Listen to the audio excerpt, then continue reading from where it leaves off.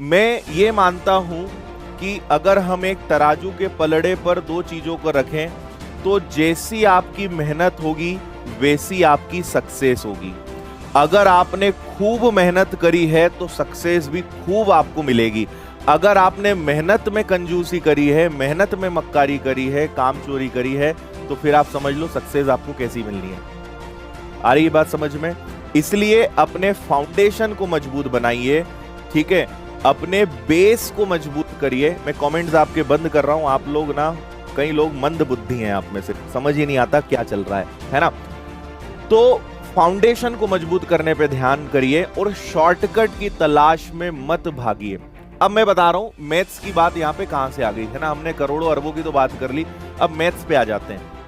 आप में से अधिकतर लोग जो हैं उनके साथ समस्या क्या है, वो ये सोचते हैं कि मान लीजिए मैंने टाइम एंड वर्क चैप्टर पढ़ाया, मैंने टाइम एंड वर्क में 80 क्वेश्चंस करा दिए, तो वो सोचते हैं कि बस अब हम बन गए टाइम एंड वर्क के राजा, हमने 80 प्रश्न कर लिए भैया, है ना।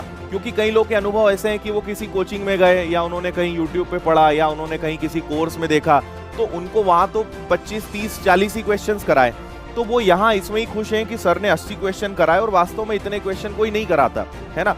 तो आपने 80 क्वेश्चंस करे, आपको बड़ा मजा आ गया। अब आप सोच रहे हो कि टाइम एंड वर्क मात्र इतना ही है, और ये आपकी सबसे बड़ी गलतफहमी है, ठीक है।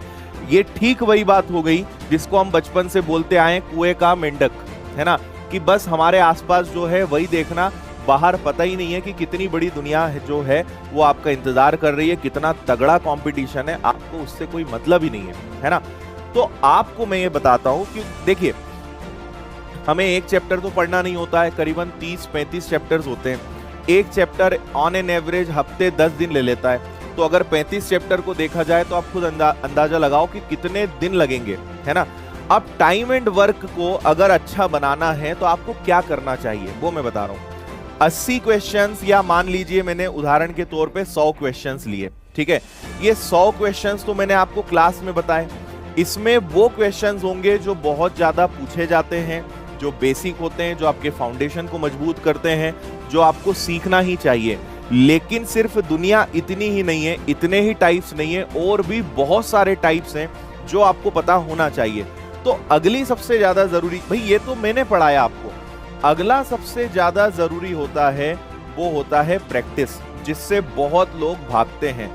अगर आपको 100 क्वेश्चन मैंने क्लास में कराए हैं तो कम से कम आपको 200 क्वेश्चंस की प्रैक्टिस करनी चाहिए, ठीक है। और प्रैक्टिस करने के बाद फिर आप अलग अलग टेस्ट लगाइए, उन टेस्ट के माध्यम से 50-100 क्वेश्चंस और होंगे, तब जाके आपका टाइम एंड वर्क हमेशा हमेशा के लिए, आने वाले 7 जन्मों के लिए खत्म हो जाएगा, ठीक है। ये होता है मेहनत किसी भी चैप्टर में, है ना। देखो एग्जाम में एक एक अंक जरूरी होता है, एक एक अंक आपके लिए इंपॉर्टेंट होता है, और उस एक नंबर के लिए कितने पापड़ बेलने पड़ते हैं ये आपको इसकी कद्र होनी चाहिए, है ना। जब आप कट ऑफ 80 जाता है और आपके 79.5 होते हैं ना, तब आपको समझ में आता है कि वो आधे नंबर की वैल्यू क्या है।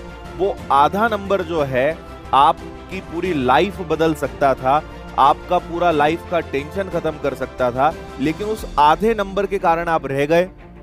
आने वाले 2 साल आप फिर बेरोजगार रह गए, फिर परीक्षा आएगी, फिर परीक्षा दोगे, फिर पढ़ोगे। तो एक नंबर, आधे नंबर की भी वैल्यू होती है ना। एक उदाहरण के तौर पे बता रहा हूं कि आपने टाइम एंड वर्क को सीरियस नहीं लिया, आपने टाइम एंड वर्क में ज्यादा मेहनत नहीं करी, किसी कारण से आपका टाइम एंड वर्क का क्वेश्चन एग्जाम में गलत हो गया और उसी के कारण एक नंबर आपका कम हो गया, तो रोका तो इसी ने ना।